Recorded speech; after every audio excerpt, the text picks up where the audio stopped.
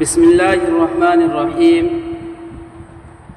جنگ احد کے بعد نبی کریم صلی اللہ علیہ وسلم کو اندیشہ ہوا، کہیں کفار یہ نہ سوچے کہ جنگ احد میں ہمیں کامیابی ملی تھی، اس کے باوجود بھی مسلمانوں کے اوپر ہم نے حملہ نہیں کر پایا، کہیں یہ سوچ کر دوبارہ کفار ہمارے اوپر حملہ نہ کر دے۔ اس لیے نبی کریم صلی اللہ علیہ وسلم نے اعلان کروایا کہ مشرکین کے اوپر حملہ کرنا ہے، اور یہ بات بھی خاص کر دی کہ اس جنگ میں وہی شخص جا سکتے ہیں جو صرف اور صرف جنگ احد میں شامل ہوئے تھے۔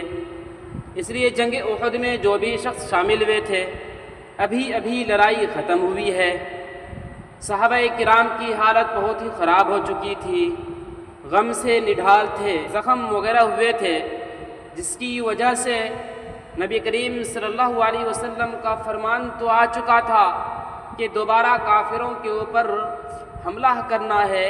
اس لیے نبی کریم صلی اللہ علیہ وسلم صحابہ کرام کی جماعت کے ساتھ مقام حمراء الاسد پہنچے۔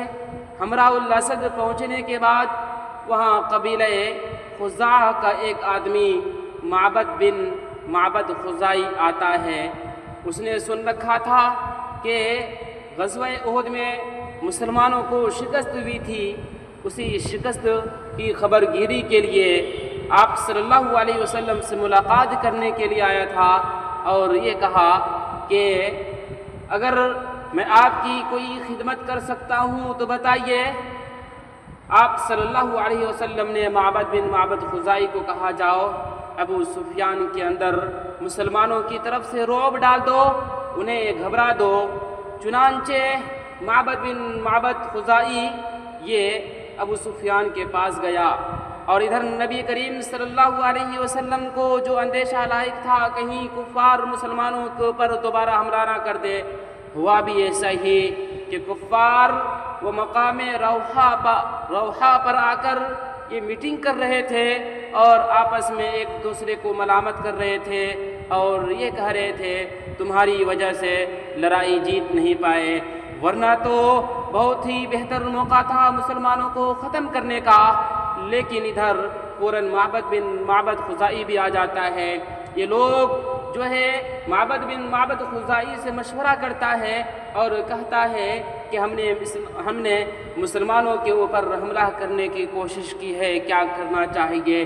معبد بن معبد خزائی نے کہا، ابھی میں مسلمانوں کی طرف سے آ رہا ہوں، اور وہ لوگ بہت بڑی لشکر کے ساتھ آپ کے اوپر حملہ کرنے کے لیے آ رہے ہیں، آپ لوگوں کا نام و نشان باقی نہیں رہے گا۔